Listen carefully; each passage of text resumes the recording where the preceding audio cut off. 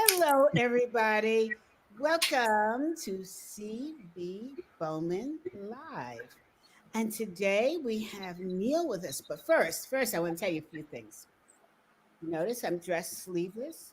That is because I'm in Colorado and the temperature is 110. What in the world? And you know what? Last week, I think it was, our temperature was 93, and the next day it snowed. I mean, you literally have to keep a wardrobe in your car. I've learned this, right? So I have sweaters for when the temperature drops. I have a t-shirt like this and a skirt. We women know what that is, right? Um, and and so if it changes, because I've learned, I would have to stop in the store and buy clothes in the middle of the day. So my secret for today, if you come into Colorado, have a season change of clothes in your car. Otherwise, you won't cut it. And we have an expression. If you don't like the weather in Colorado, wait 15 minutes and it'll change completely. Right. Moved here, I thought, yeah, right, these people are crazy. I was the crazy one. It's so true. So today I'm hanging out with Ash, and but I'm rocking my lipstick and my earrings. You know me, right? Now, Neal, I think we're gonna have problems with your voice because I'm hearing all kinds of feedback. Um, so I think it's you. Um, Um, what should I do? Let me mute my mic and see what happens. okay, but then we won't hear you talk. Oh, audience, don't you just love how this works? I don't know what's going on. You might have to call Carla back, ask her to jump on Zoom because I have no idea what's happening. Are you? I'm not taught now. Are you getting? You're still getting feedback? Oh, horrible feedback. No. Are you getting it from me? No. Okay. Let me call Carla, who seems today, always. Okay. She's probably going to try to call me. She's listening in. Okay, Carla, where are you? Recent. Hang on, audience. You know how this goes. You gotta hang in. I'll try a different. Did you? Are you using Chrome? Yes. Did you log off of Zoom? I did. Let me. Okay. Neal, we're getting terrible feedback from Neal. I've changed. I changed my microphone. Does that help at all? Hold on 1 second. Let me see. 1, 2, 3. That helps, I think. Is that better? Yes. I think that's better. Okay, Carla, I think we can rock it. Okay, bye. I am so sorry, CB. You end up with multiple microphones and cameras, and so. You know, when you're wealthy and you can afford all these different things, Neal. Who's that? Talking about. Okay. Oh my gosh. Listen, audience, I have a conference coming up that's going to knock the conferences out of the ballpark. We're not even calling it a conference. It's called a collaboratorium. How do you like that one? It's a collaboration plus a laboratory, and it's to talk about concerns around D&I in a fun, non-blame, productive way. You have to reach out to me to get the data on this, or you could go on LinkedIn Live. And it's workshops and it's meeting famous people. And let me just tell you, to support the concept, the tickets are only $5.99 for 3 days. Wait, wait. And you get SHRM CEU credits, you get MCEC certification credits. That $5.99 is for two people. Come on now. Can you think of a better deal? And you attend the entire conference, you get certified. So please reach out to me. It's called the We Collaboratorium, a We Conference. It's WEE dash or hyphen conference.org. You must go to that. So in the meantime, you know me and special guests. You know, I have to tell you, I have some real handsome men that come to this program, right? I don't think I'm supposed to say that. Oh, well. I'd like to meet some of them. When you get older, you can say a lot of things you couldn't say before, right? Right. Neal is on our program. So aren't we talking about a handsome dude here? And so smart, right?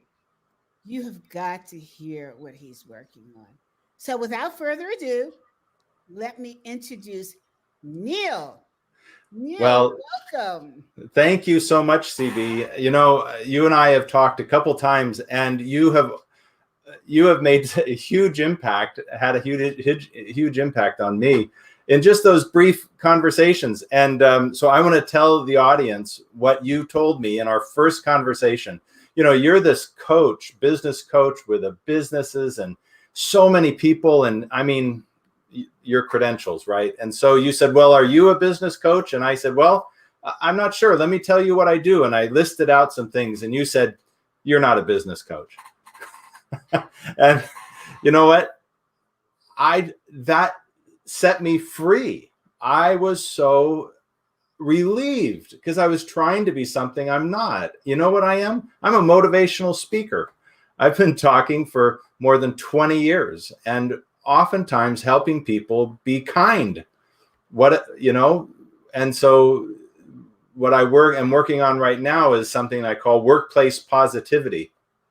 And I'm just excited about being able to help people bring positivity and back into their workplace, you know, especially as people are moving back into the office from COVID and overcoming negativity. So that's what I'm working on and speaking on. But I just wanted to thank you for helping give me direction. If you saw my website a month ago and you see it now, totally different, thanks to CB. Oh, thank you so much. That, you know, it's something I love doing. And people always say to me, what's your super strength? And I say, listening. And they can't translate that. Well, then how do you make a living? And I say, by listening. I'm like, what are you talking about, lady? And so all three of my businesses are based upon listening. And my new baby is called Scaling Up. And it's about helping people like you realize you may be marketing yourself under the wrong label. And are you looking at multiple income streams to protect yourself in case of emergency? And inevitably, the most well-known executive coaches, consultants, think of themselves only in one lane. And boy, were they shocked when COVID hit. Right. All of a sudden, that lane became very wobbly. And there was no backup. And I say to people, now you understand what I'm talking about. We all like to think of ourselves as supermen, superwomen. Not so much. Right. So, hey, yeah. Can I tell you one thing that people ask me when it's a funny thing, business owners and companies, when I tell them what I do, it's a funny response. They say, prove it. They say, what's the ROI on kindness? You know, it's such a soft, skill, and they can't wrap their brain around it. And so I try in each of my presentations to start with an experiment. And I wonder if it's all right with you if we try this experiment. It's all on me. If it doesn't work, then I'm the only one that's embarrassed. But it really, it always works for me. So can I lead you through something? Absolutely. But I want to say something to you. I have the answer to that question. Okay. Yes. Wait, I got to write anything you say. I'm writing down. And it's a sassy as hell answer. So studies have proved that the number one reason why people leave a company is because of their boss. Right. It equals a boss not being kind. Exactly. So you can literally tie kindness into an ROI. How many employees have you lost this year and over the past 5 years? And we know to rehire takes 3 times the income of the person you lost and 1 year to catch up to speed. Wow. That's your answer. Yeah, that's it right there. Yeah. All right. So well, thank you for that. And I wrote that down. It's really true. Yeah. But here's something fun. And what I want to do is encourage people who are watching, and this works whether you're watching live or later. Go ahead and try this and see if it works for you. So, and it's the only time you're going to ever have somebody in a broadcast tell you, get your phone out. So just get your phone out and go to your text. Okay. And look at your list of people you've texted recently. So you should have a long list. And here's the question, CB, when we're talking about positivity in the workplace, is there someone on your list that immediately jumps out to you that you say, wow, this is a really positive person? Yes. Okay. Click on them.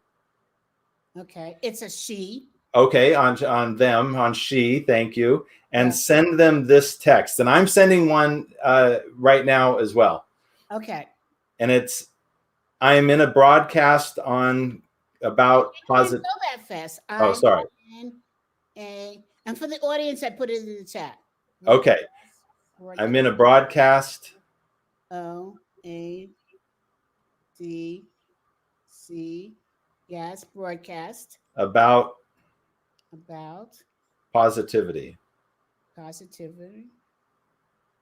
And I thought of you.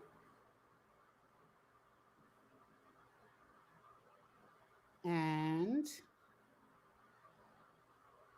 I thought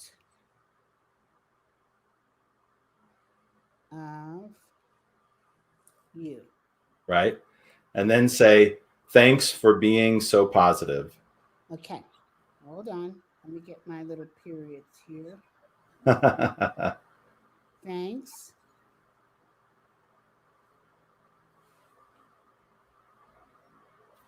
for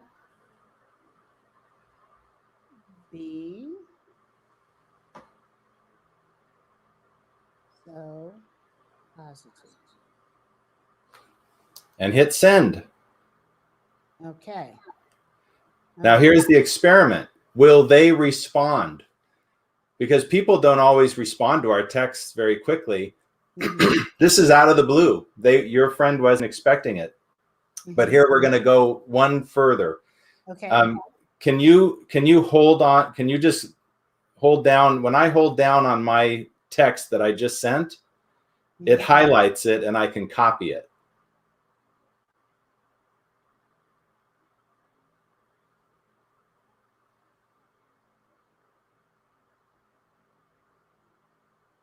Oh, she responded. This is Carla, who you just met. She responded XOXOXX. Oh, well, that's wonderful. And you know what? So if you're listening to this, and we don't have to do this, but what I have people do is to take that and copy it. And there's other people on our list that we would say the same thing about, isn't there? Yeah. And just copy it and paste it into 5 or 6 other people and send it to them as well. And CB, I will tell you, I have a 90% response rate whenever I do this. Wow. And imagine, or what would a company say their response rate on any social media program or effort they make? I'm getting a 90% response rate when I send just a kind text out. So how about that? I love that you got an instant response. And I will tell you, that's what happens to me. I get instant responses. Wow. And when I do this in a group, phones start going off all over the room because people are responding. And you know what?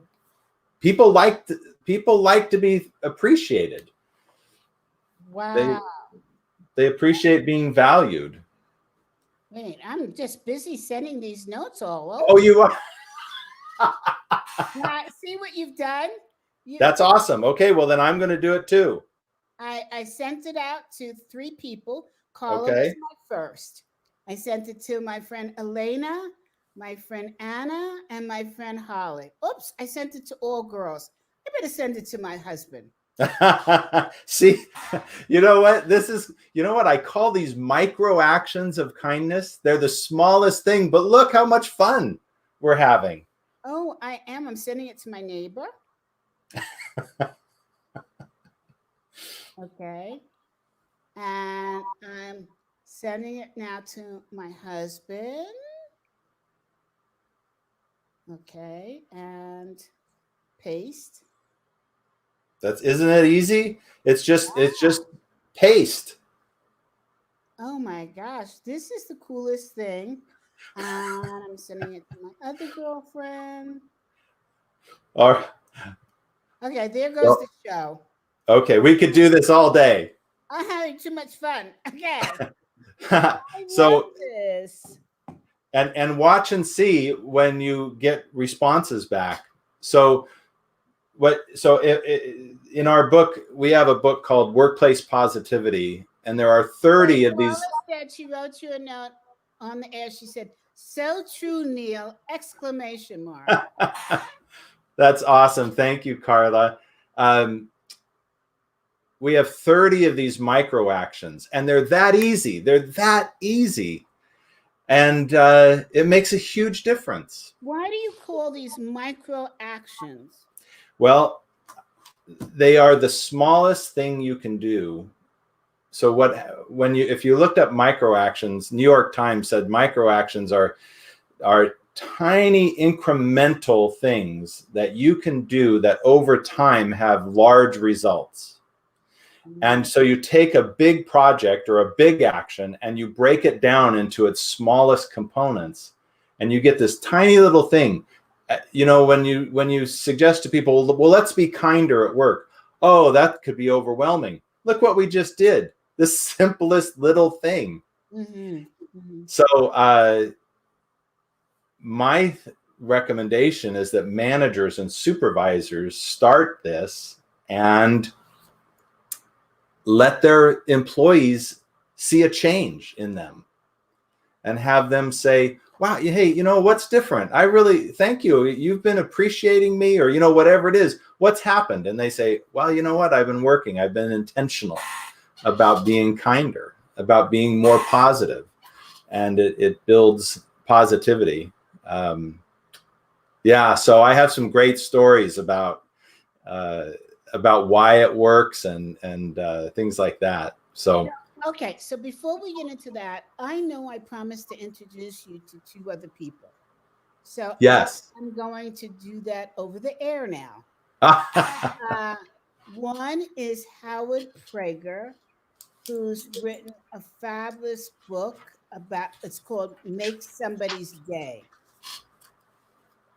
And it talks about microaggressions and macroaggressions in helping people make somebody's day more positive. Yeah. Howard Prager, Prager. And you can look him up on LinkedIn and just mention my name. Okay. the other person is John Baldoni, Baldoni, who's written a book called Saving Grace, I believe. Let me just look it up. Um, and it is about, very similar to what you're talking about making somebody's day, right? Both John and Howard have written similar types of books, and you can just reach out to him directly. Let me see. I think that's the name of it. I'm trying to find it on Amazon. So, um, hold I'll on. find him. I'll find him. All right. And then the third person I'm going to add in, um, whose new book is about anxiety, actually. Um, it's the one that I have here, Anxiety at Work. But they have written, oh my gosh, at least 10 other New York Times bestseller books about being on the positive side of people. And that is Chester Elton, Oh ELT, yeah. and Adrian Glodstick, Gostick. They also wrote The Carrot Principle. The book that I'm talking about specifically is called Leading with Gratitude. Yeah. And they're both on LinkedIn. Reach out to all these guys. I think you should do a conference on happiness. Yes. You know?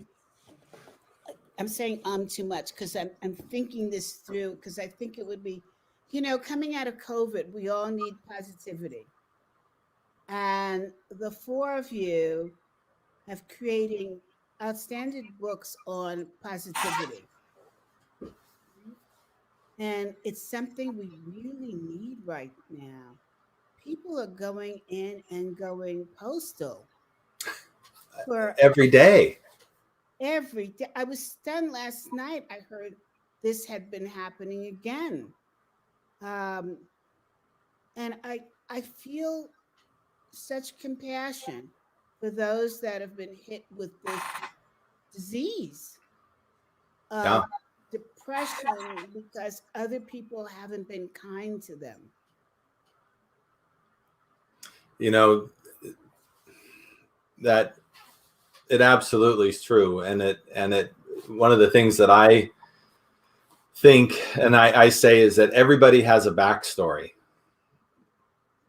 Everybody has a story. And if we knew their story, we probably would owe them some respect. We would owe them some time. And then I think, you know what? Even if I don't know their backstory, they still deserve that. People deserve respect. Yeah. I was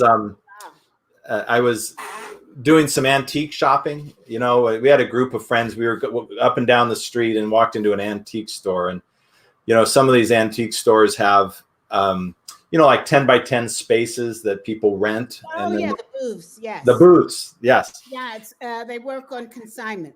Exactly.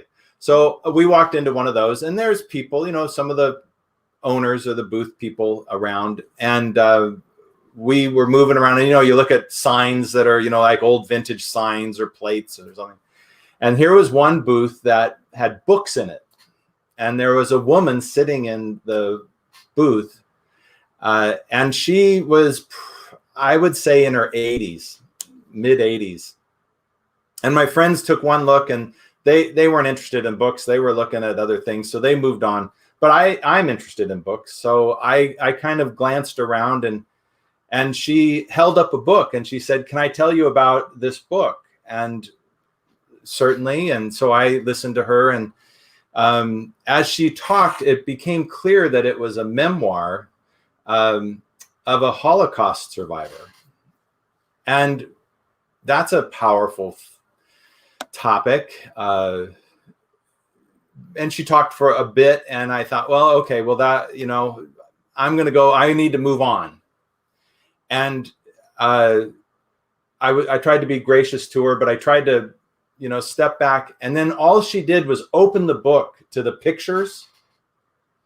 And there was a picture of a group of people, adults, old people, young children, standing in front of a gate that had barbed wire.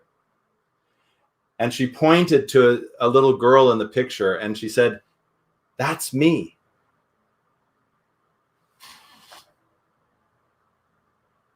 I just sat down in a chair next to her and said, "Tell me more." You know, and she was selling copies of her book, autographed copies of her book, $20. And, you know, that was the best $20 I ever bought, of course. But I just thought, oh my gosh, I owe her so much respect and time. And I just need to listen to her story. And I thought later about it, she deserved that, whether I knew her story or not. You know, everybody has a backstory, and that was hers. Some of our backstories are just from today. You know, we got up late, it was a problem, I had trouble, and it's like, oh my gosh. And we get to work or we get to home, and you know, if somebody knew our story from that day, they would have a little bit more patience maybe with us or something. But some of our backstories are like hers. They're deep and powerful. And so we have a micro action that's called give grace. Give grace. And grace, we say, is assuming that others are doing the best they can given their current level of understanding, given their backstory. You know, assume people are doing the best they can. I have to write that down. That's powerful. Assume people are doing the best they can. Are doing the best they can. Given their current level of understanding. I love that. Yeah. And you know who said it? Margie Blanchard, Ken Blanchard's wife. Yeah. Of course, right? And the reason I love that phrase is kindness. People think kindness is weak. And, you know, you say, well, assume people are doing the best they can. Well, we both know people aren't always doing the best they can. We know they could do better. We could show them how to do it better. But what Margie says is, well, assume they're doing the best they can, given their current level of understanding. You're not kowtowing to somebody, but you are offering grace. Can I tell you the funny story about this, that everybody has a backstory? Yes, but I'm still digesting this. Okay, sit there for. But I mean, that is just so powerful, and so I wonder.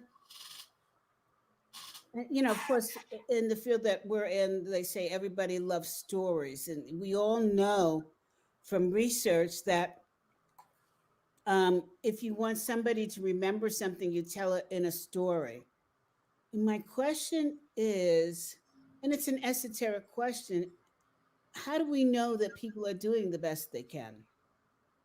Oh, well, and that's what I said. You, especially somebody like you, but a CEO, a supervisor, a manager, let's be honest, we know people aren't doing the best they can sometimes. Sometimes you do a PIP, right? Sometimes you have to call somebody in.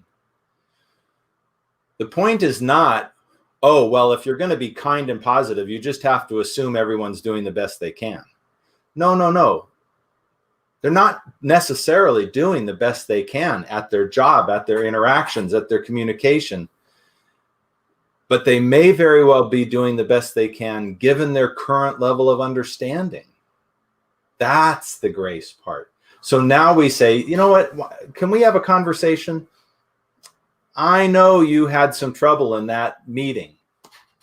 Could we talk about that? Because I'd like to know where you're at with that. You know, and that's because it's not, we assume they're doing the best they can. but it's the best they can given where they're at right now. And we can always help them improve, right? Yeah, I agree with that. And unfortunately, we have a society that unconsciously or consciously has taken advantage of those thoughts of kindness, Right, where they themselves know they can do better, but they choose not to do better. right. And that's where the rubber doesn't meet the road. That's right. And so micro actions of kindness or positivity are one little piece. And That help them maybe admit that they're not doing the best that they can and right, understand. So it's two parts: admitting it and understanding why. yeah, Yeah. right. And if we approach any conversation with this spirit of grace, then we're going to have a better chance of engaging them in what could be a hard thing for them. Yes, I totally agree with you. It's very hard for people to do, especially if they've been through trauma. Because then becomes the question, well, I've been through trauma. I've managed to eke through it. You can do the same thing. I'm not giving any Right, for free, right? Uh, right. and I don't know how we solve the current crisis of mental health that we are currently in. I certainly think that you're onto something with an act of kindness, right? Yeah, Just that the sad part now is it's so hard for us to give that act of kindness because we're mirrored in our stuff. yeah. That's right. That's why, there are two. I've put the kindness into two categories: inward kindness and outward kindness. I love it. So I call it hula hoop kindness, Hula because hoop? hula hoop Okay. because inside the hula hoop is the inward kindness, and the more kindness we have towards ourselves and intentionality and thoughtfulness about it, the bigger the hoop. Okay. And the bigger the hoop, the more positivity we have connected to the outside. So we've talked about two micro actions. One is give grace. That's an inward kindness. That's us thinking, I'm going to assume they're doing the best they can given their current level of understanding. That's an inward thing that I'm working on myself. And then we talked about sending a text. That's an outward kindness. That's directly towards other people. Mm-hmm. But there's a lot of inward kindnesses, like, for instance, look for the good. If you just enter into an environment that says, look for the good, you're going to see things differently than look for the bad. Mm-hmm. I mean, people are walking into Walmart today looking for the bad. We just saw something horrible happen because a cashier said, "Would you please put on your mask?" Well, that person might have come in thinking, don't tell me what to do. And if if you enter and look for the good. Last week, Bruce was on your show. I loved it. He said, you don't even have to smile. You can just have an inward attitude of, how can I help this person? I loved that. That's micro action 31. I'm writing that one down. But Well, if you, I'll tell you another story. Chester Elton, and I'm not paraphrasing it, but he tells the story of his father who was clearly a very kind man, and they were walking across the street, and there was a woman of the streets who had a shopping bag with groceries, and the bag broke. Mm. And the groceries flew all over the street, and nobody stopped to help her. And Chester's father stopped and helped her. And when he finished, he said, "Have a nice day, ma'am." And Chester asked his father, why did he do that when nobody else would stop? And his father said something to the effect, "Everybody deserves an act of kindness." And he Yeah. was a little boy. This is when Chester was a little boy. And look how it stuck with him. Right. And Oh, he's one of New York Times bestseller writers over and over again. So that kindness somehow is in his soul, right. and it has helped make him very successful with a great partner, Adrian. Wow. Um, You know, that one act of kindness, like you say, stuck with him and perhaps has influenced his whole life. yes. So on my website, you'll see my logo. My logo is one kind act can change a life. You Your know, trademark, you mean? yeah, that's right. I'm not trying to change the world, but all of us might change something because one kind act can change a life. And I mean, that happened to me. I'm 22 years ago or more. I had a kind act. Well, so I was a chaplain at UCLA Medical Center, and I was getting my master's degree in practical spirituality. How about that? And you needed to be a chaplain, and to do that, it was part of the requisite. And so I was at UCLA, and I got a call to go to the emergency room. High school senior had been surfing in Malibu before school, so this was early in the morning, and a wave had crashed him into the sand, and they were afraid he was paralyzed, and he was being brought in by helicopter to the emergency room. So I was headed there while he was coming down from the helicopter place at the top, and in front in through the front door comes a man, a tall man. Now I say he's tall man because I'm 6'3", so I very seldom look up to people, and I looked up at this person at 6'5", 6'6", and he was well dressed, looked like he was on his way to the office.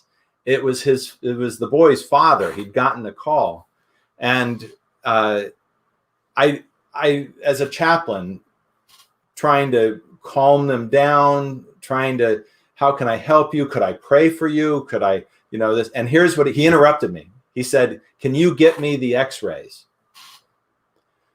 Well, I mean, the boy had just gotten down. I mean, there probably weren't any x-rays, but I can tell you this, the chances of a parent seeing x-rays in the emergency room are, slim and none. Well, it turns out, he told me he was a neck and spine surgeon. He knew exactly what was going on, and he could read the x-rays, and he wanted the x-rays. And I said, "Well, sir, let me see if I can get them for you." And so I walked out. I tried to find a nurse, anyway, I came back and I said, "Well, maybe we should sit down. Should we call your wife?" I tried to do what you're supposed to do with a person in the waiting room. He was having none of it. He looked at me. He practically grabbed me by the shoulders. He looked me straight in the eye. He said, "Can you get me the x-rays?" And I finally I looked up at him and I said, "I'm sorry, sir, I can't." And he said, "Then what good are you?" And he walked past me out a door to try to find somebody else. And that was a Monday morning. And what he didn't know was that sent me into an existential crisis, because he wasn't the first one to ask me that question. I had been asking myself that question. When you're a chaplain in a hospital and you walk into a sick person's room, what do they want from you? Well, what do they want from God? They want to be healed. They want something miraculous to happen. And I got to tell you, CB, and all the time I was there, I didn't do anything miraculous. I didn't heal anybody. And I began to think, well, if that's what they want, what good am I? And if I can't be any good in a hospital, what good am I anywhere? And by Friday of that week, I was heading out to my car, and I wasn't going to come back. I was going to quit. And I didn't know what I was going to do with my life or my master's. I couldn't graduate without this program. And I was heading down one of those big hospital hallways, and I turned the corner to go towards the parking lot, and somebody else came the other direction and ran right into me. And I literally crashed into, guess who? The Father. I crashed into his chest because he was so much bigger than me, and I tumbled backward. And I looked up, and really in horror, I saw who it was. And I mustered up all the final, kind of, hopeful thought I could have as a chaplain. And I said, all of us have been praying for you and your son. And this man looked down at me, and I think it felt to me like he actually thought for a moment, because I was bracing myself for another one of his attacks. And instead he said, that's all any of us can do now. Wow. And I saw that his eyes were red. And then he reached down and he wrapped his arms around me and gave me a hug, not a man hug that, you pat on the back, a bear hug. And his shoulders began to shake.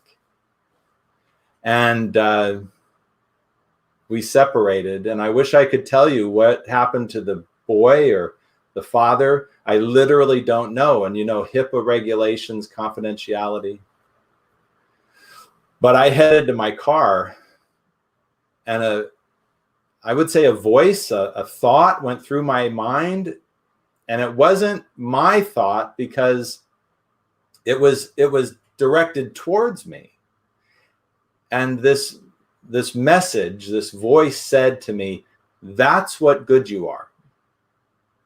You are my arms when I want to hug someone. You are my mouth when I want to tell someone something. And you are my eyes when I want to cry with someone.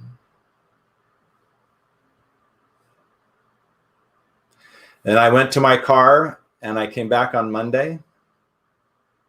And for 22 years, I've been trying to help people and talk about kindness and positivity. And I owe so much of that to that father who, one kind act changed my life.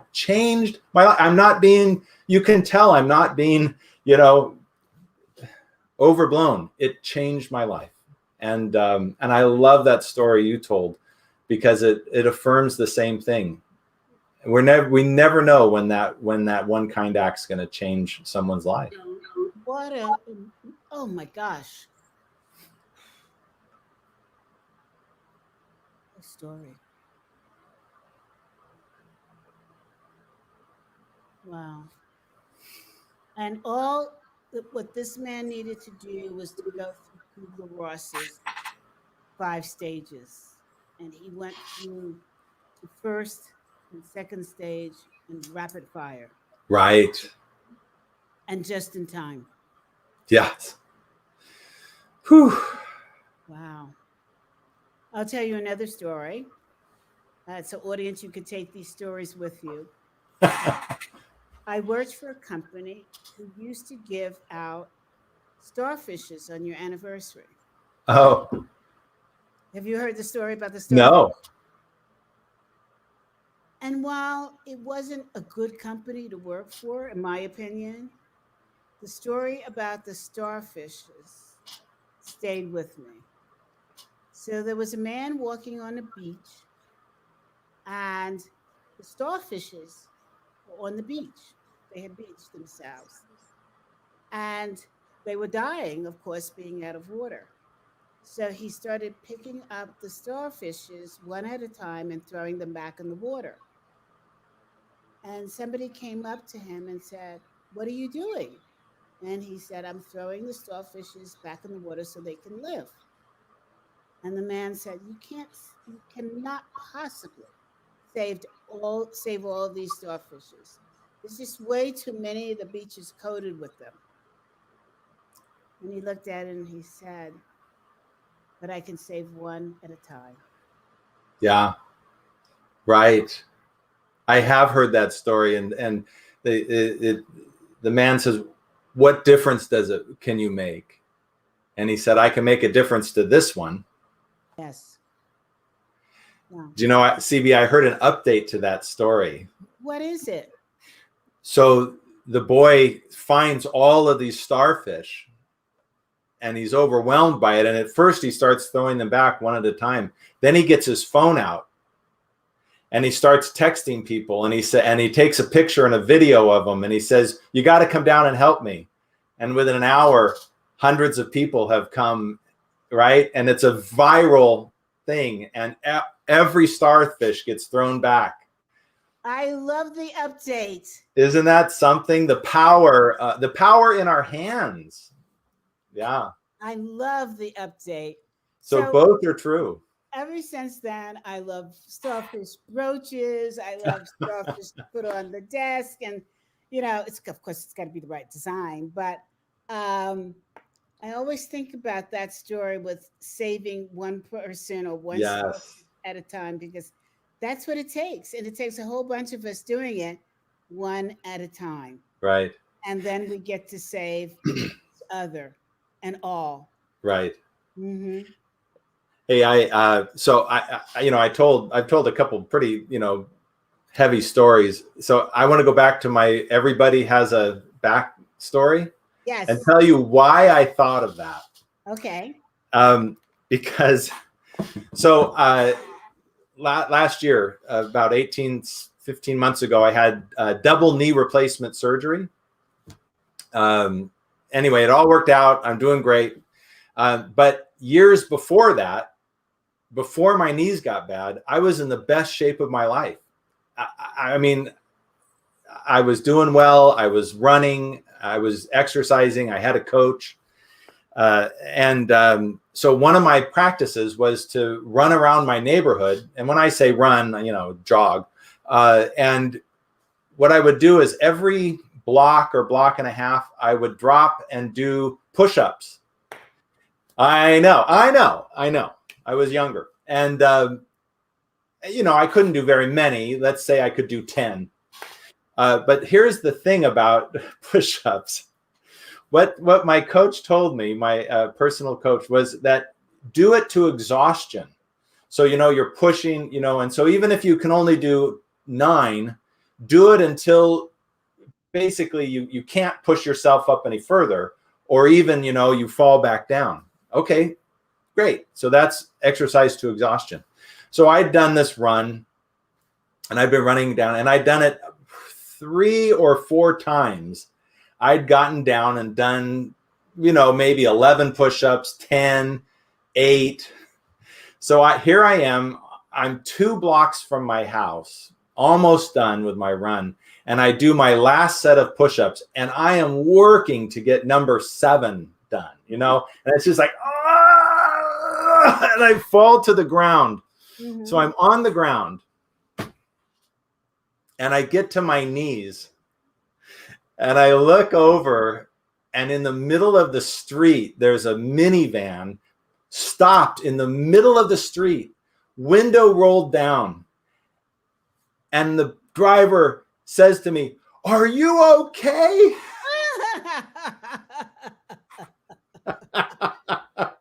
Yes.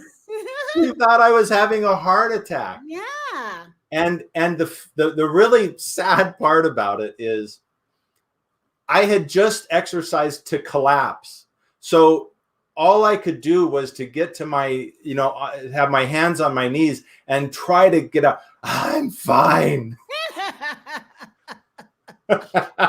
Which, not believable. He did not believe me. I headed towards home and he followed me.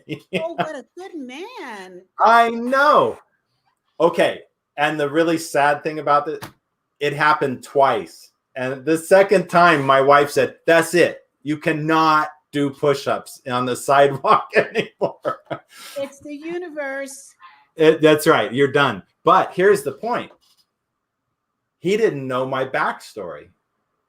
My backstory was I was in the best shape of my life. That was like push-up number 42 or 43. He hadn't seen what had happened for the last 30 minutes. He only saw me in the moment. And because he didn't know my backstory, he assumed the worst, which thank goodness for him that he did. Thank you. Mm-hmm. But isn't that what we do? We meet somebody in the moment. We make up this whole thing. Yeah. And imagine if we knew their story. Well, Martin Lindstrom shows these clips when he talks to audiences. One that's really good. It's about Black American men. And it shows the very beginning of the clip, one walking down the street with a really tough look, another with, dressed really tough. And you see one walking around the side of a house, and you make the assumption that he's going to rob the house when the housekeeper opens the door. And then it shows the person opening the door, smiling and laughing and giving him this big hug. And like the subtitle is like, "How are you, Grandma?" or something like that. But again, as you said, we make these assumptions from what we see, and what we hear, and we don't bother to do the research ourselves. And that's what's sad. Yeah. And there's so much negativity everywhere we go. Why do you think there's so much negativity coming out of COVID?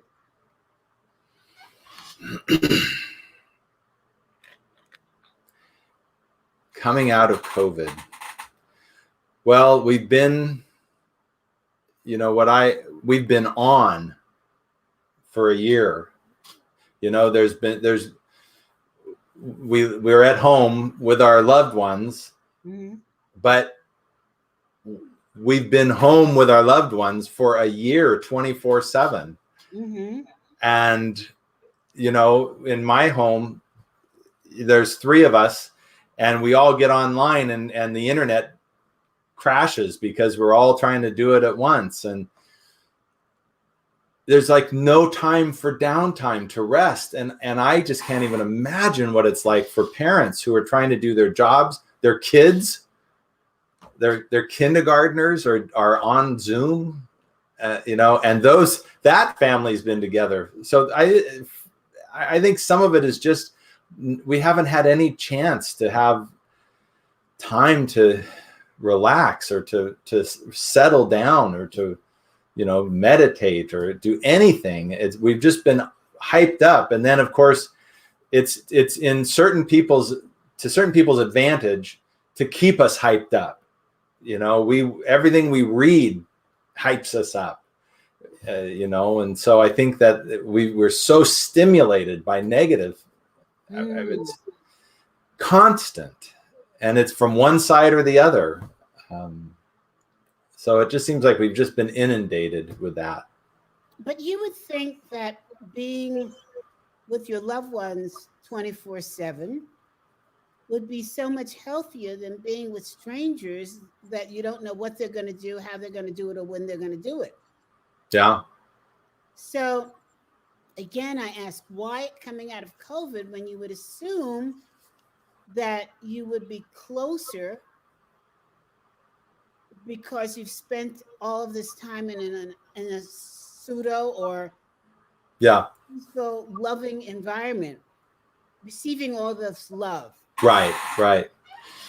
And, thankfully for you and I, that's true. I'm sure that there are many people for whom that isn't. But I guess what I was referring to was each of us for our entire adult lives had a different rhythm. We'd get up in the morning and we'd go to work and we'd meet other people and we'd engage differently. And there was a rhythm and a pattern that we lost. So I don't know. Maybe it's a good question. It's above my pay grade. Forgive me for taking a minute. My audience knows that at a certain point, being here in Colorado, your voice gets really dry when you're talking. Yeah. So what is the solution for us coming out of COVID? Well, I think there's some intentionality. That's why we published, and I should say I have a writing partner, Nicole Phillips, is the host of the NPR Kindness podcast. And the first question the first thing people say is, I didn't know NPR had a kindness podcast, but they do. And she's intuitive. Yes, right. And she's been hosting it for a long time. And so she and I collaborated on this book. But it came out at the perfect time as COVID begins to wane and people are going back, because we encourage people to be intentional about being positive, about being kind.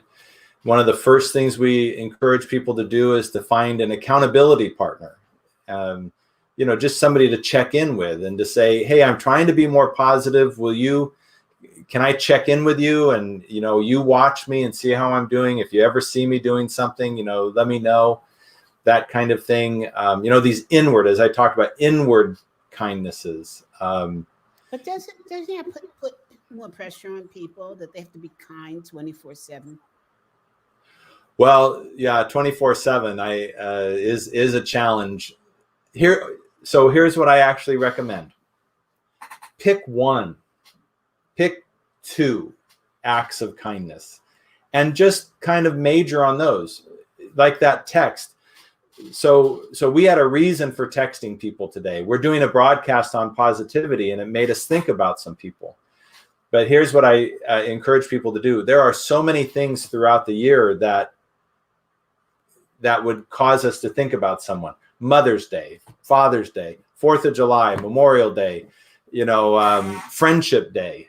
I tell the story that Friendship Day I discovered was like June 30th or July 30th. I didn't learn that until October.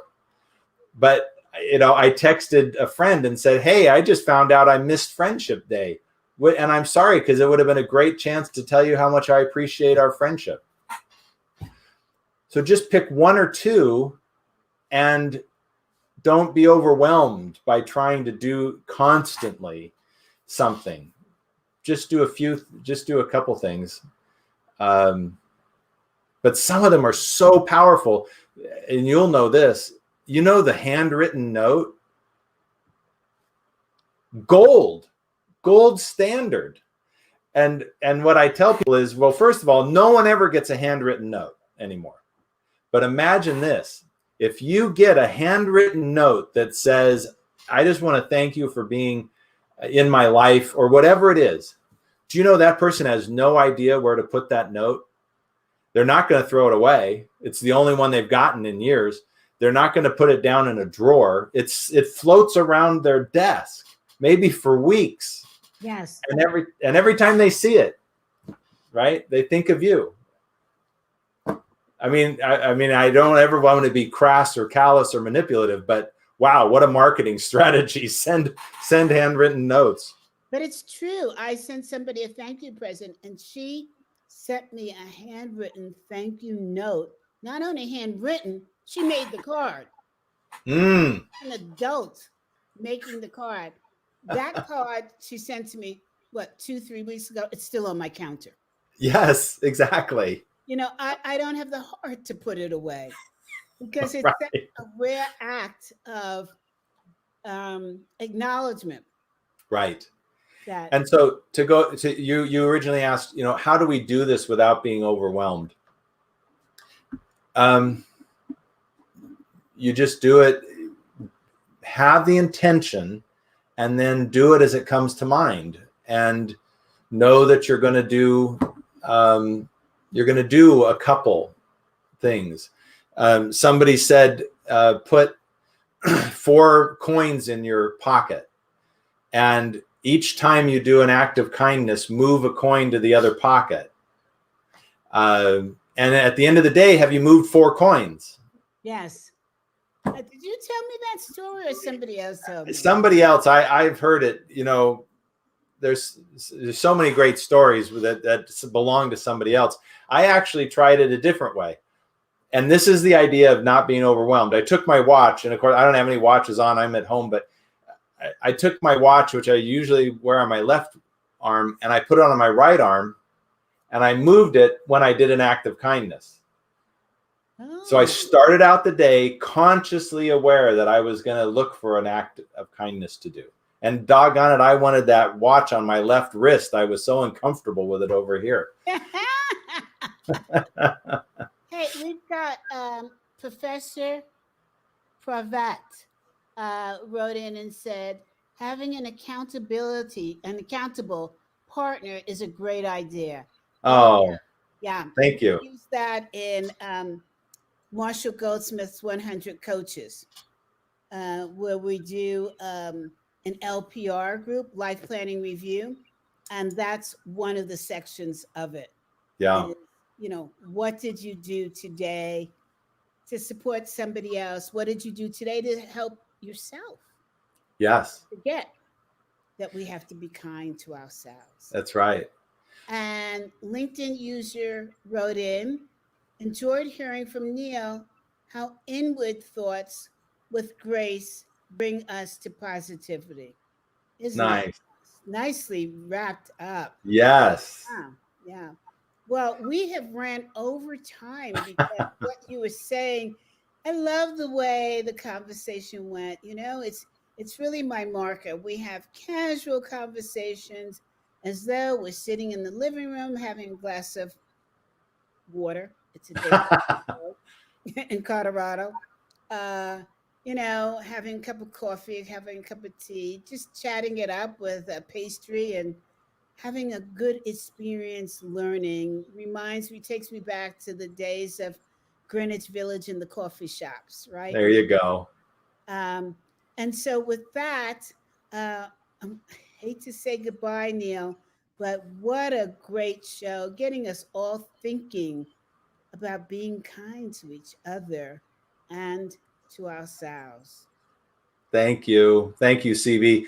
I just love it. Thank you so much for the connection. Oh, you're welcome. And please get in touch with the people that I mentioned. Mention my name, and they are the kindest. And so you'll be welcome. I And will. with that, everybody, I'm going to say goodbye. Good afternoon, good morning, good evening. And remember to be kind to yourself. And then remember to extend that kindness to others. This is CV Bowman. I don't think I know I'm not on this Thursday because this Thursday is the last day for the Association of Corporate Executive Coaches Conference. And so I will be back with you next Tuesday. So look for the show, and we're super excited that you're following us. We had a lot of new people come on today. So make it a habit. Make it part of your success. Make it part of being fair to yourself. Tune into CB Bowman Live. And you know when it's coming if you're following me on LinkedIn. Bye now. Bye, Neal. Bye-bye. Thank you so much. Oh, my end conference doesn't want to close. That means no, the universe doesn't want us to leave. We're still going.